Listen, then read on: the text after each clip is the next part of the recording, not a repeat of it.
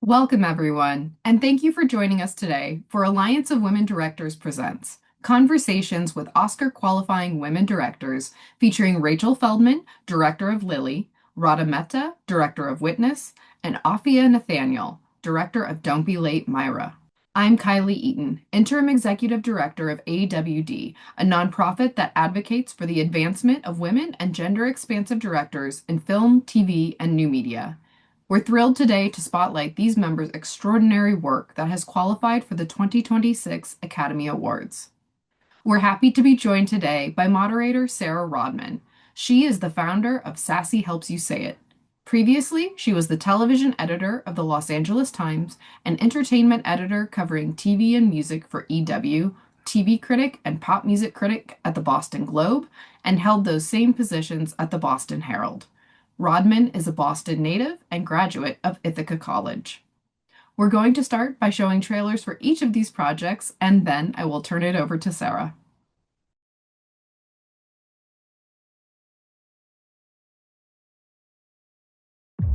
Sometimes in life you hit a turning point.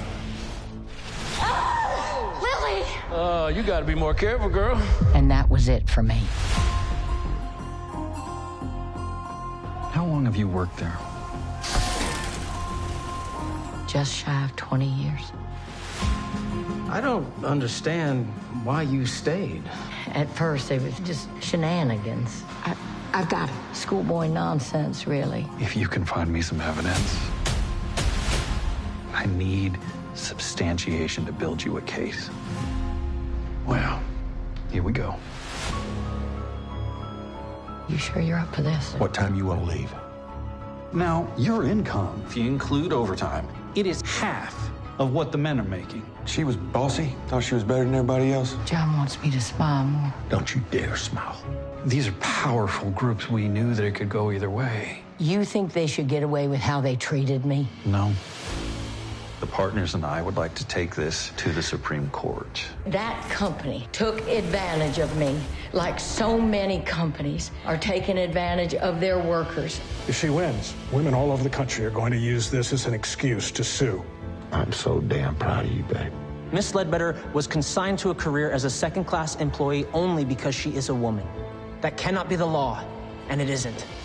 You knew you were being paid less than your male counterparts. You waited to retire before suing. Do you really believe I chose to work 20 years knowing I was being cheated and discriminated against just so I could wait to sue? Does that make any sense? You're not one of them, and you never will be. You're a country girl who grew up swimming in Doc Brewster's pond. That's right. So I know how to burn off a leech.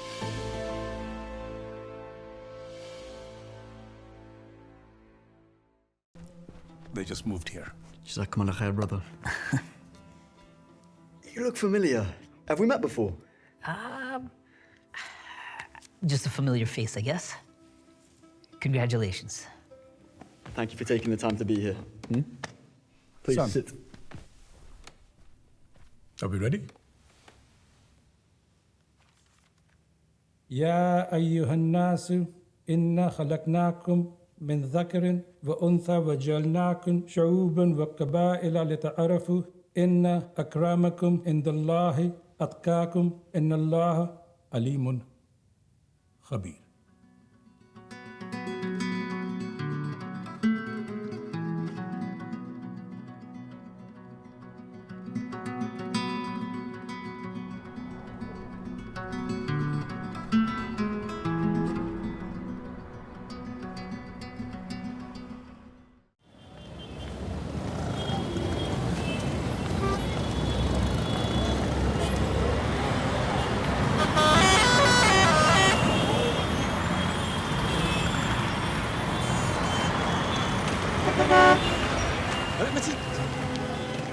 अरे माशाल्लाह पाला बच्चा कहाँ जा रहा है? हाँ बेटा हम भी वहीं जा रहे हैं छोड़ रहे हैं आजा।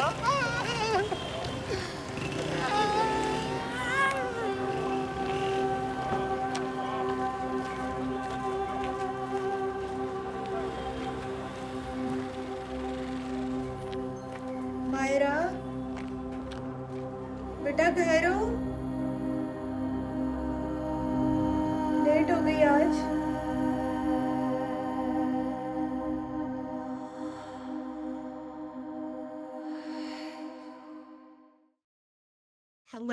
I'm so excited to be here. As I was just telling all of you, I enjoyed your film so much, and I love AWD's mission here, and I'm excited to talk about your films. Um, I I was so interested that in each one of them, there's this thread about like who we believe ourselves to be and very much who we believe the people around us to be and the things that we find out about the people in our worlds. So it's very thought-provoking. So Radha, I would like to start with you. Um, because we live in a world that often insists that our beliefs stay fixed, that we must always believe what we believe. And your film gently pushes against that. And I'm curious how you crafted a story that explores the possibility of change with such subtlety and compassion. Yeah, no, thank you. Thank you for that question and for recognizing what our initial intention is. So this story was actually written by Saif John, who also serves as a co-director on this film. He had never made a film before, so we had partnered together to be able to bring this story to light. And it's based on his own personal journey as a trans man who really looks to a place of worship as his own sanctuary. And in the case of a wedding ceremony that takes place, according to him, there's, there's clear delineation of, male witnesses versus female witnesses. And in his own sister's nikah, he wasn't able to serve as a witness, and he wasn't allowed to out himself either because he was very clearly presenting as male, but he wasn't allowed to out himself out either because of his family's recommendation to keep quiet. So then that's what sparked the journey of this specific story. And I think in terms of the subtlety and the nuances, we wanted to center very much on the imam's point of view because we found that to be most accessible for the larger community. Because a lot of times, there's a lot of stories being told about the LGBT community through the perspective of the person who is trans or queer, but they don't need to. They're not the ones that need to transform. So in this case, we very much wanted to center from the imam's perspective of how someone can be just so religiously devout, but then be challenged with a situation where they love someone as a son. And then yet you see scripture and be able to question yourself in terms of what is the true interpretation of that scripture? What would Allah have wanted, for us to understand in terms of being inclusive of the community? So I hope that kind of answers the question in terms of why we're hoping it sparks conversation. And we feel it has. There's a lot of people within our film festival journey have come up to us to share their own personal stories. So I think it's moving a needle in some way. And we believe in the long game. And we're hoping that there would be community screenings, 1, 2, 3, 4 years down the road, where Safe can actually engage with community and be able to just have that dialogue, because from his personal experience, it was never talked about. Yeah, that personal experience part of it is, I think, palpable in the film, and that's the perfect tee up. Because I wanted to ask Afia, particularly about this idea of sparking conversation that you just said. The gravity of your film is palpable, and so I was so grateful for sort of the daydream moments and the beautiful balloons, but this problem, this issue, this tragedy of sexual abuse persists in part because it's shrouded in silence. And I'm curious, in bringing the story to the screen, how did you think about your film's power to break that silence and spark a conversation, hopefully to move closer to dismantling this kind of harm?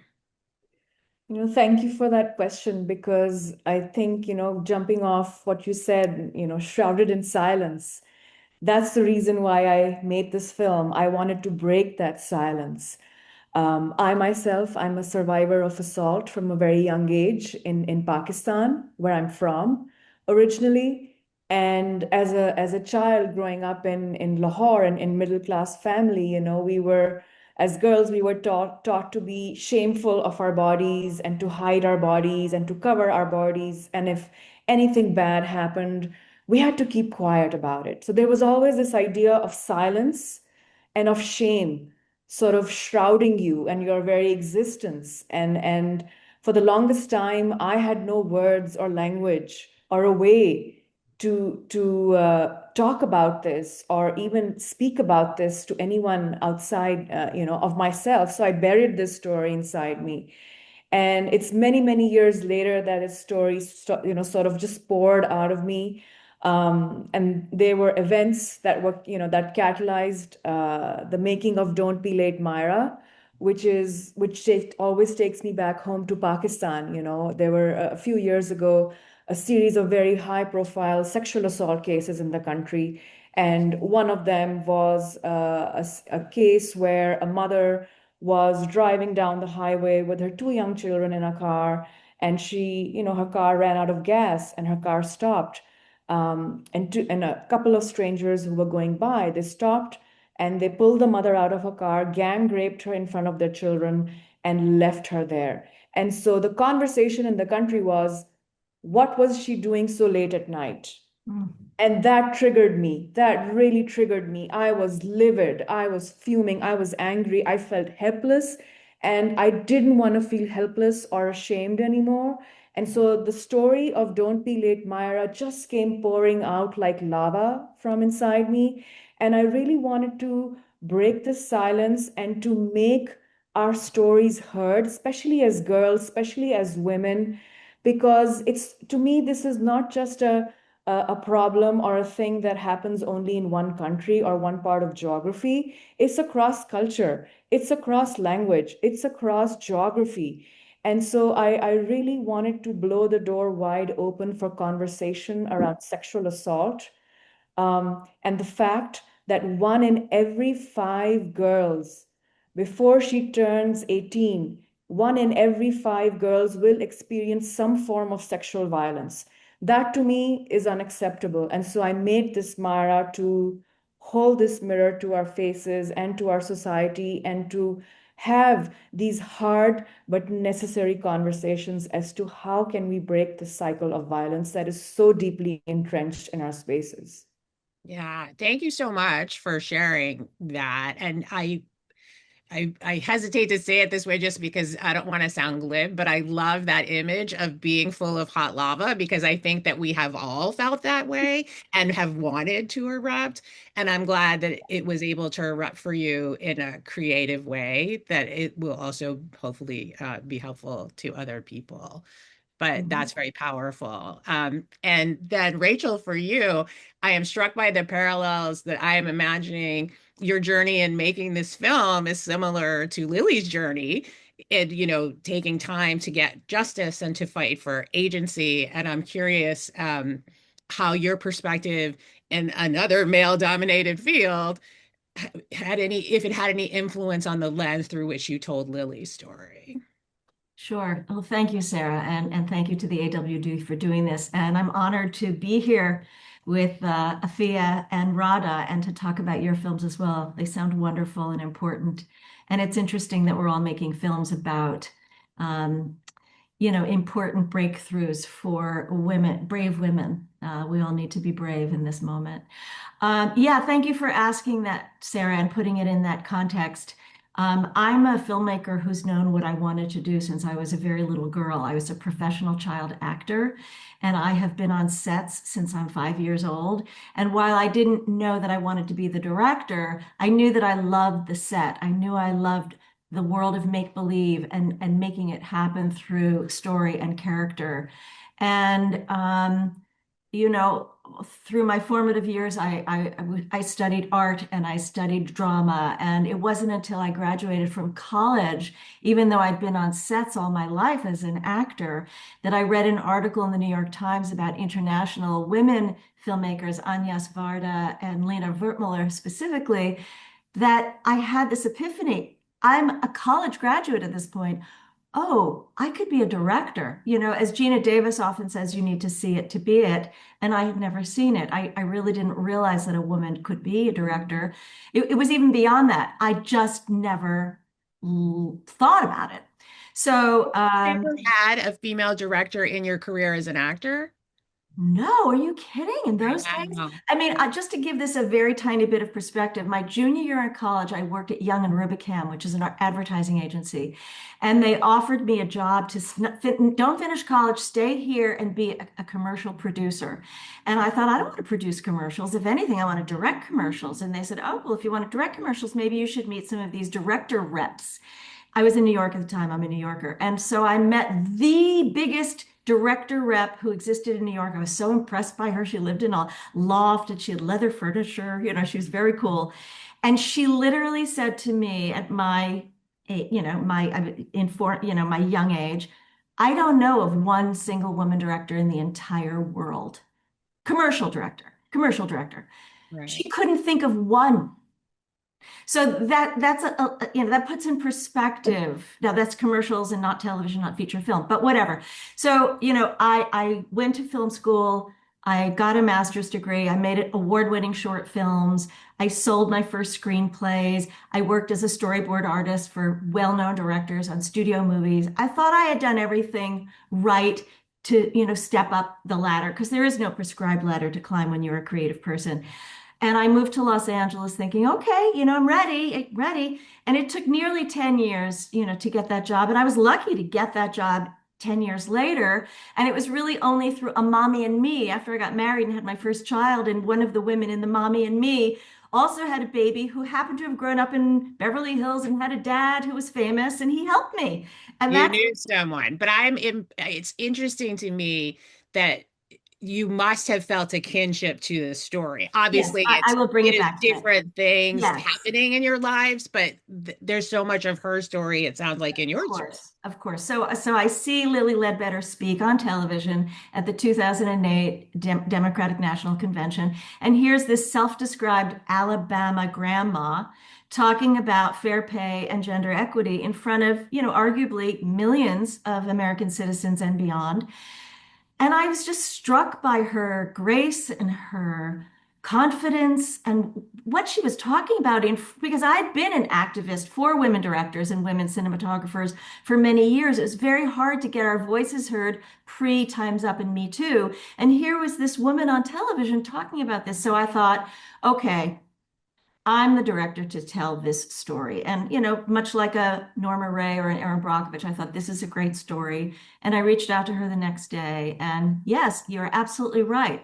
There are so many parallels. And as we have taken our film around the festival journey and our theatrical release journey, so many women from every walk of life and every industry have said, this is my story, this is my story, this is all of our stories. It is. And it's so interesting to go back to something that you just said, Afia, and to tie it with something you just said. We talk so much about representation in this town, and you've got to see it to be it, right? And you're being told that I can't even think of a woman director. And certainly we've made some progress, but I'm interested about, it's not just about what you see on screen. It is people like you that are behind the camera that are doing this too. And so I'm curious how you're feeling about representation. That, are you seeing the needle being moved? Are you seeing the people who are in the levers of power talking about representation in a way that's different from when you all may have started? And anybody can take that on. I mean, it's just such a thing we say over and over again, but I just wonder if on the ground it's something you're all feeling. Yeah. I'll jump in if that's okay with the others.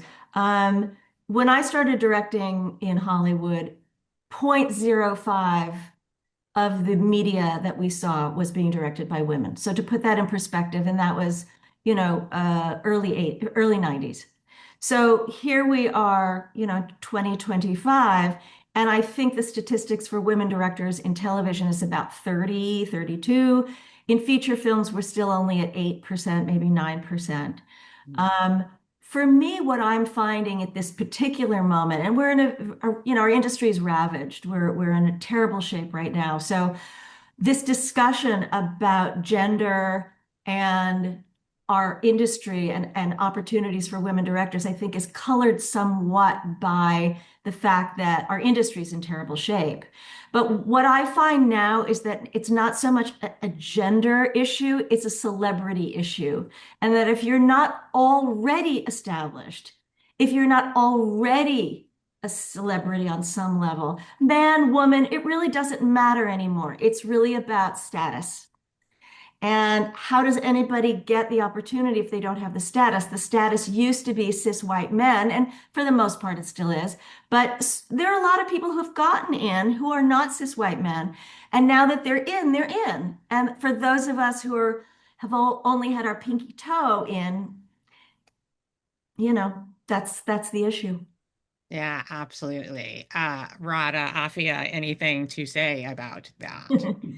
Yeah, I mean, it's interesting to hear Rachel because it sounds like she's definitely been in the industry much longer, definitely longer than I've been. And of course, Afia comes from Pakistani cinema. And what I do admire, I'll just, I'm not going to repeat what Rachel said, but what I do admire in having been in this industry for just a few, for a few years, is the other women championing us, right? And so there's a lot of there have been a lot of programs, and it's sad to see some of the DEI programs go away, but I see that the ones that are still sustaining, they really push hard for women and non-binary representation. And those are the people that we're going to remember for the rest of our lives for helping us get our foot in the door so that we can eventually achieve to a level of some status, right? And I just really pray that there's more of those, like the Jessica Chastains in the world, or the Ava DuVernays that in the world that are really, with her Queen Sugar, she gave all first time TV directors an opportunity, and all women. That precedent is incredible, and I just hope that there's more studios that follow that, so that we, women like us who have really rich stories to tell, that deserve to be seen and to be represented on screen. I just really hope that those opportunities continue to rise. Yes, absolutely. I want to shift. Oh, I'm sorry. Go ahead. Didn't Oh, mean. I was just gonna say, that's really well said, Radha and Rachel. And just to sort of build on that, I think there's been spaces where as female directors where we have supported and have been supported. I think that's really, really crucial. And I think one thing that I still find still missing or maybe lacking in the industry at large is how financing is tied to language, namely the colonial English language.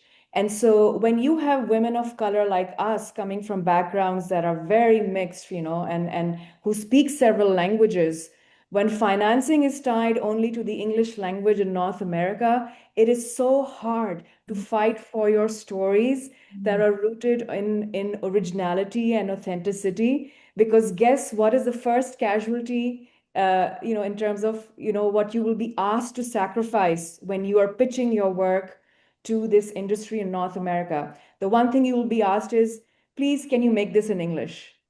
And for those of us growing in multilingual, families and cultures, which is going to be, by the year 2040, roughly 50% of us will be speaking non-English language as our primary language. So, I feel there's spaces that still need work within the industry that still do not allow the diversity to be fully experienced.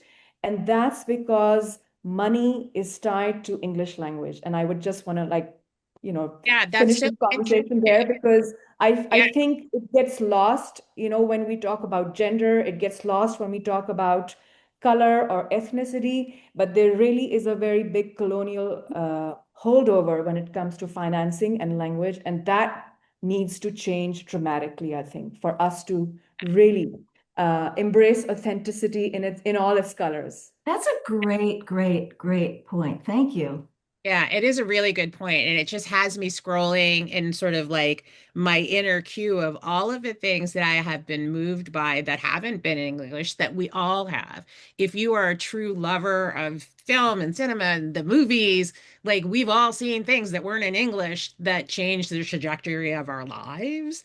And so the idea that we are still tied to something, and you think of the streaming services where people are discovering, K-dramas and Norwegian true crime. It just seems very outmoded, what you're talking about. But it brings me to this idea of what you hope, because I'm thinking of all of us watching things and being transformed, what you hope for the impact of your film on audiences who might be seeing stories like yours for the first time, or a protagonist like yours for the first time. Yeah. Yes, Yeah, I mean, Radha, you're shaking sure. your head. Yeah, You're yeah, all for shaking sure. your head. For sure. I mean, as I mentioned before, how I came into this project, I come from a background of having done documentaries before I got my MFA at AFI for directing. And then I've since loved narrative storytelling. But from the documentary space, I'm really drawn to like true stories. And I feel like when there's a premise that can challenge and cause a lot of what do you call polarization in some ways, I'm all for it. Because if that can help move a needle in a direction that allows for people to be more empathetic towards one another and to be more understanding and more importantly accepting, that's pretty much the kind of stories that I wish to tell, whether it be about gender acceptance, or in my past films about domestic abuse and mental health and understanding bipolarism and things like that. And so my hope is that this at least engages in conversation, not only within Muslim culture, but even religions beyond that, like Hinduism. And, there's so much acceptance that's required. And a lot of times we always think externally, like, oh, we're okay with acceptance when it comes to something outside of our own little bubble. But what about within our own bubble? I mean, in the end, we're all humans and we all, if you just come down to the very essence of it, we're all souls that are just moving amongst each other, and we want to be understood, and more importantly, we want to be loved. And so that's my hope, is that it just engages in that kind of conversation for greater acceptance, irrespective of religion or creed. Yeah, I mean, there's universality in what all of you are doing, and at the core of some of it is about being seen, to your point. And I think in Afia, in your film, it's a desperation to be seen, in a way to be recognized, to be helped. And I think that's very well put. I want to talk about creativity though, because it's not just about the story as a director, it's about the whole package, right? And so I'm curious if any of you felt like there were creative risks that you took in your films that ended up paying off in a way even maybe more than you expected, like images or soundtrack or whatever, some aspect that you're like, I'm going to try this thing and I'm not really sure, but then it paid off. Well, I think in terms of creative risk, I have a body of work, so I already know what I want. And I think one thing for me is, as you were mentioning, the film opens up with this kind of a daydream and becomes something else at the end of the film. I always love playing with this idea that you're entering somebody's world through a dream. And so the opening images in my film, Don't Be Late, Myra, it's in nice, warm, saturated colors, the reds and the blues and the yellows. You're watching balloons fly up in the sky, bright blue sky, and you think, oh, and then it cuts to this young child who was daydreaming in school, and she's just missed her school bus because we thought she was dreaming. And then I come back to the same images at the end of the film, and you realize what was supposedly a dream or like a dream sequence is actually a nightmare. And so I always like to push in my stories and my films, this idea of how reality is actually hyper real. And so it may have that dreamlike quality, but it also has that nightmarish quality. And so in this film, I really pushed that, and I was like, okay, it has to be through color as well. And I really pushed the color hard on this one, and it really paid off. It looks great on the big screen also. And my DP, who's I've worked with him for the first time, Mo, he's used to working with other directors who like to desaturate the frame. So for me, color is complexity, right? Color is nuance. Color is complexity. It's the culture that I come from.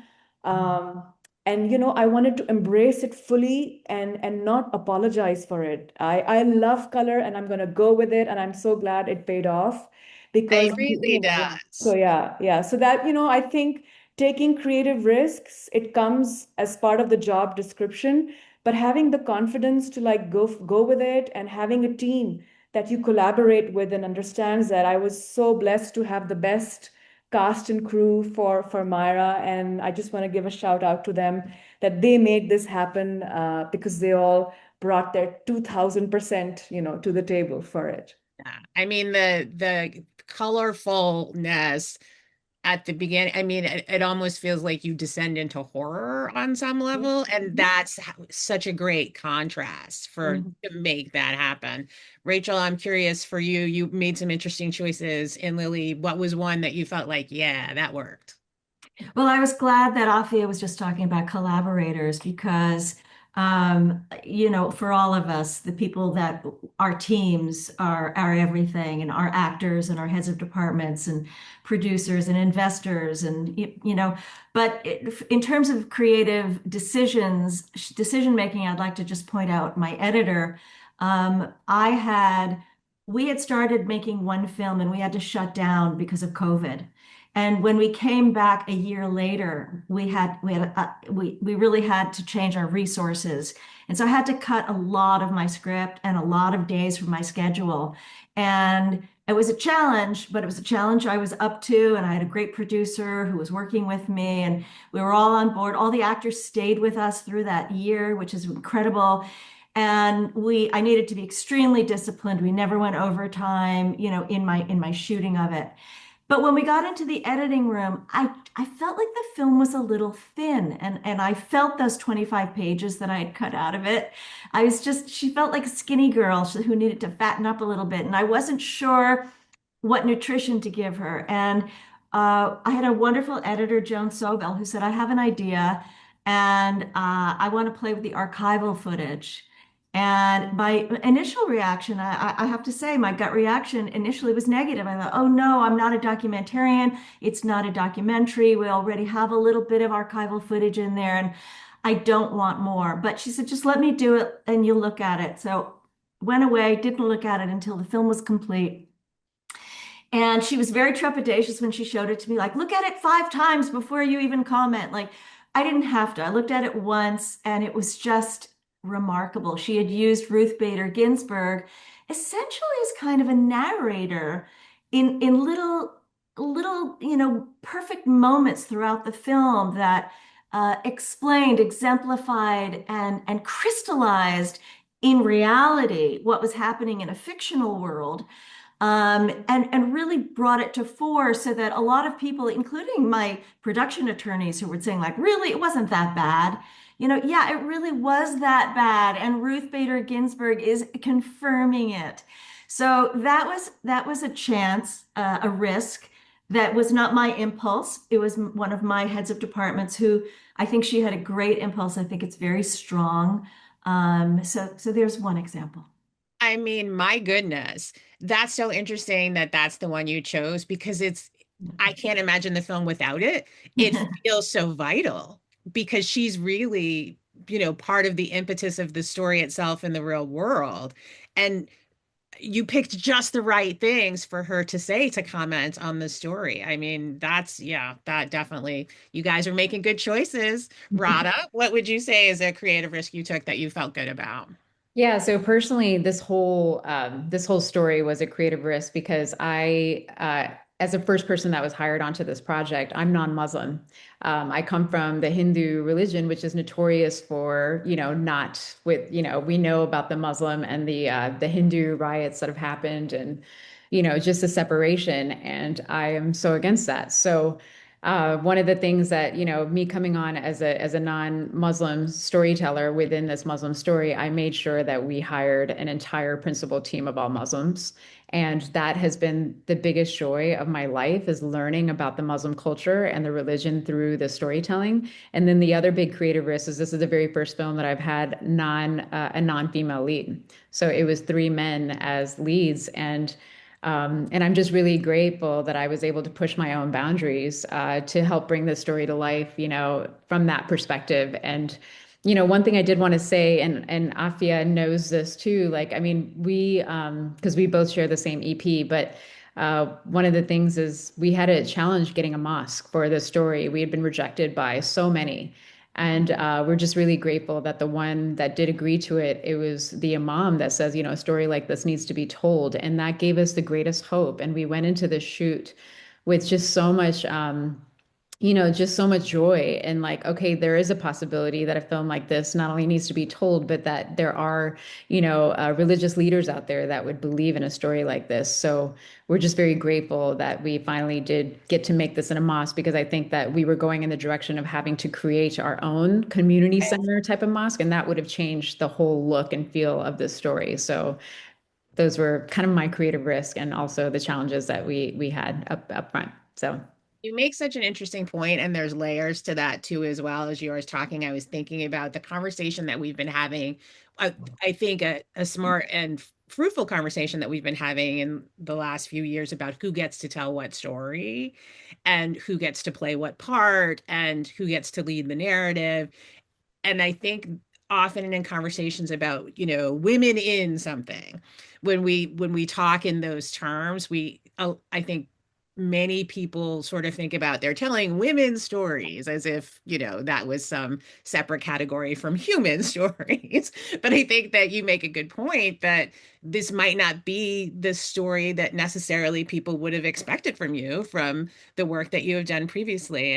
And I think that that's useful, and that you are continuing that conversation just by doing this of who gets to tell what story, and I'm curious about that because sometimes I feel like there's these purity tests that happen that only certain people can do certain things. How do you all feel about that sort of expressing your creativity? You don't want to be doing cultural appropriation, you don't want to be doing minstrelsy, you don't want to be crossing certain lines. But how do you feel about that idea of who gets to tell what story? Like, how did you feel comfortable when you were, maybe telling a story? I mean, you're all telling a story, I suppose, that isn't your own, even if you have a personal connection to it. So I'm curious how you all feel about that somewhat convoluted way I just said that. Yeah, I mean, I do believe in authentic storytelling that, like if there's obviously that discourse of a white person telling a non-white person story and, things like that. But I think that in this case, it was important to have authentic voices, hence the reason why Saif is a co-director as well, even though he hadn't made a film. I believe he learned a lot through this process, but also like an all principal Muslim team. I think that that was just like, that was a non-negotiable for me. And similarly, like our lead, Sean, he's trans. And that was like complete non-negotiables for all of us. So I do believe in that authentic storytelling, but I also think that when women like me are supported, to be able to tell stories that we have not been raised in our own, in our own culture or in our own ways, we can bring a certain nuance to these stories that perhaps no one has ever seen, and that my hope is that could be quite unique and ideally game changing. So we The just need those value add. opportunities. Yeah, a value add, exactly. Because but it just strikes me, so to Rachel, I'm thinking of the men in your story that wouldn't even have the capacity to have the sensitivity that Radha is talking about. And that's the world that we are sort of coming away from, that you all are thinking on a level of that sensitivity is such a testament to your creativity, and to your own humanity, which isn't a question, it's just a thing I want to say. So I'm curious about, so Oscar qualification is a huge milestone. So what was the most challenging part of getting your film to this level? Rachel, let's start with you. We were talking about this just a little while ago, and what's interesting to me is, I've been a television director for all of my career. So I've been directing 1 hour dramatic episodes. I've always wanted to make feature films, but it's really been, and I've written screenplays and I have had them optioned, and there's always been the dream of making the movie, but it just doesn't happen. It doesn't happen. So I'm very grateful for my career directing television, very, very grateful, but it's very different from making your own movie, particularly one that you've written. And this was always my dream. So I did everything that I possibly could. I worked like a Lilly Ledbetter to get the movie all the way through to this point. And I'm still working every day on the end point. When you own the LLC that is the movie, it doesn't go away. It's your business. And I never wanted that either, but somebody had to take that on, right? I really never knew what award season meant. I didn't even know there was a thing. I know that's quite naive, but I would see the posters and I would see the ads and I would watch the things on TV and but I really didn't understand what it meant. And I had never had a publicist. I'd never had PR. I'd never been able to afford any of these things. And so, yes, my film qualified because we were in theaters. Yes, it qualified because of the festivals. Yes, it qualified for all of these things. But once it came down to then what do you do with the film to make the voters aware of your film?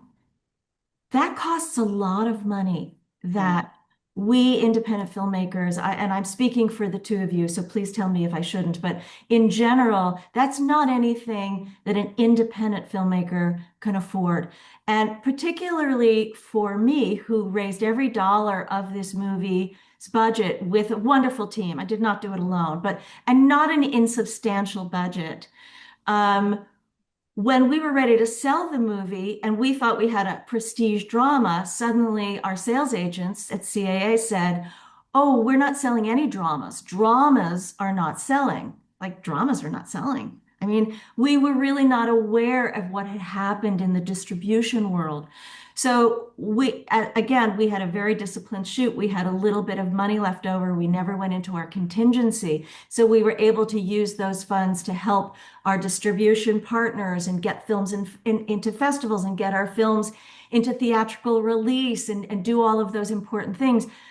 But an Academy campaign, an awards campaign, I asked a couple of people to give me budgets, and I got budgets as low as $300,000 and as high as $1 million for my feature film that we spent, just to get pennies and nickels and quarters together to make it. I'm going to spend the money I don't have, but even if I did $30,000, $50,000, $100,000 on the potential of awards. And while I love my movie, I'm proud of my movie. I think Patricia Clarkson's performance is gorgeous, and I wish I could spend so much money on illuminating her performance. I can't.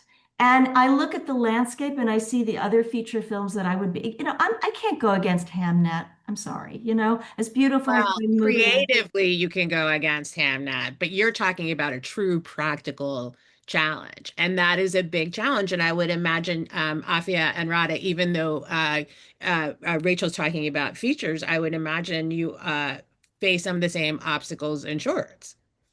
Yeah, absolutely. I think, one of the things that Rachel talked about, and really it's the very modest situation where we're all coming from, whether it's a feature or a short, come award season, you have to show the goods, right? And it's yes, the film has to be good, the film has to be able to stand on its own two legs, but you also need the table under the legs, and that table and that infrastructure that costs money. And so the one thing that it's wonderful to be Oscar qualified and to have had a great run with festivals and with so much love of audiences all around us. I'm so grateful for all of that. But I think for this award season, it's been really challenging just mustering, from very modest sources and resources to run your own campaign. There is some agency in that, but then it's also very exhausting because I'm a team of one. I know a lot of short films, some of the, other shorts might have huge teams. They have a marketing team that has, of 6 people, and they're paying those people, and they have a designer, and then they have a social media person, and then they have an X and a Y and Z. And here, I'm just here and my Canva, and I'm doing it, and I'm following the goodwill of many Me of our too. audiences. Me And, too. and we just, we wish the best for all the folks. I really truly do. I feel so blessed to be in this panel with so many amazing female filmmakers here. And so I really wish us, we're up against a huge system, a broken system. And so what we're doing, yes, it's hard. Yes, it's on a modest time, but it is gratifying at the end of the day, and I'm going to run with that. Yes. And Radha, for you, challenges about getting to this level, similar or different? Yeah, no, I echo what they say. I think our team took the route of not wanting to do a very expensive campaign. So we're just enjoying the journey. It's been stress-free for us, you know. Oh, good. If I'm the glad to hear film, you it. know, like, I mean, obviously, if the film resonated with the voters and we do make the short list, that's a blessing. But the fact that we got as far as we have, I think it's a major accomplishment. So I'm just grateful. I'm very much in the present type of person. So I'm just grateful for where we are and just the fact that I can have conversations like this and see where it goes. But yeah, our team opted not to do the campaigning or seeking the EPs and all that good stuff. You know, we just hope that it stands on its own and inshallah is what, you know, as Afia would say, like, you know, hopefully it just goes where it's meant to go. So Well, I mean, and to that point, again, I am still thinking about all of your films the next day, like turning different ideas over in my head from watching them. They were all very moving. And I'm curious from that perspective, because awards are wonderful, and I hope you all win big truckfuls of them. But the audience is so important. Getting people to see the films is so important. And so I'm curious for each of you if there was a theme that you hoped viewers would take away after seeing your films. Afia, why don't we start with you? Is there a theme that you would like people to be thinking about or after they watch Don't Be Late, Myra? Well, we're currently in the 16 days of activism right now, and there's a big movement with nonprofits and grassroots communities on the issue of gender-based violence. So I would urge folks to watch Don't Be Late, Myra, which is currently playing online on 16 Days, 16 Films Festival. And the theme or whatever you want to make of it, I think, for me, the issue is after you watch the film, I want you to think about sexual assault and what is it that you, the audience, you are not a passive recipient, you are an active catalyst of change. That is what I believe. And I want you, the audience, to think about this movie, this message, and to have it seed inside you in whatever way makes sense. And so the next time you have a conversation on this with somebody, or you see somebody who needs help, don't be silent. That's my message. And Rachel, how about for you? What themes do you want people to take away from Lilly? Yeah, thanks. I set out to make a film that was about an extraordinary woman, an ordinary woman who did an extraordinary thing. I wasn't specifically looking to make a movie about fair pay, or even gender equity specifically. What I hope people take away is no matter who you are, no matter where you are, if you are othered, if you are treated with injustice, to realize, and not everyone can, I realize that, but every single voice is important. And if you see injustice, if you're living through injustice, if you can be that catalyst, if you can be that first voice of this is wrong, I hope that the movie inspires others to feel confident enough to be able to do that. Yeah, I mean, and we're seeing a theme across this now. It's about not being silent. It's about speaking up in whatever way you can. I mean, because Lily's such a good example of, I mean, in the eyes of sort of the places that she went into to fight, she was nobody, right?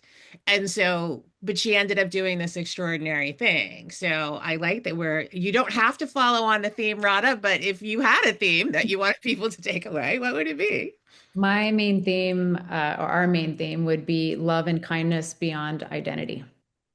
Oh, I like that. Love and kindness beyond identity. I'm going to write that down. And then for more practical purposes, what advice, if any, would you or could you give to women who are working on their first short or their first feature right now and they're hoping to reach Oscar eligibility someday? It can be practical advice, it can be esoteric advice, but what would you tell someone that wants to get to where you all are right now? I don't think that's the thing to focus on. I think you have to love your story, know why you're telling that story, have your own unique point of view about what that story is, and put your heart and soul into making it as well as you can and let the rest fall as it does. All right. I like that, Afia. I would say run with the thing that's consuming you and just filling you up, and it's a thing that you can't stop thinking about, and not worry what the market wants, because the market will want something else every other day. So don't worry about that. Make the thing that you just can't get out of your head and it consumes you day and night. And that's the thing you want to run with. And that's the thing you will be fighting for. So fight for it. Yeah, let your lava erupt. Radha, for you, advice? Oddly, I've been thinking a lot about grief and, just like if someone that you love passed away, what are those thoughts that you have? Like, even if you are on your deathbed, is it the people that loved you, that you loved? The idea, what I'm trying to say is that do the things that you would feel so proud to be able to share with your loved ones, with your children, and to say that I did that. I did that. And I feel so proud of it, whether if it won awards or not. I feel so proud of that story. And that's kind of how I move in the world. And if it makes an impact on just one person, then you've done your job. Yeah, absolutely. And I think that you can't underscore the message enough. If you do the thing that you love, like hopefully that other stuff will happen if it's meant to happen, you know? I am so glad that I had the opportunity to speak to you all today and that you all had a chance to do the thing that you love. And hopefully many, many people will see this and movies are forever. So there's time. Thank you so much for your time today. I very much appreciate it. And hopefully all of our paths will cross again. Yes, it's been a pleasure to speak with all of you. Thank Such you a for pleasure. having us. Yeah, Yeah. totally. It's been our pleasure. Thank you. Thank you. Thank you, Sarah, and thank you to each of our panelists. For more information on how you can support these filmmakers and other women and gender expansive directors, please visit us at allianceofwomendirectors.org and find us on social media at AWD_directors.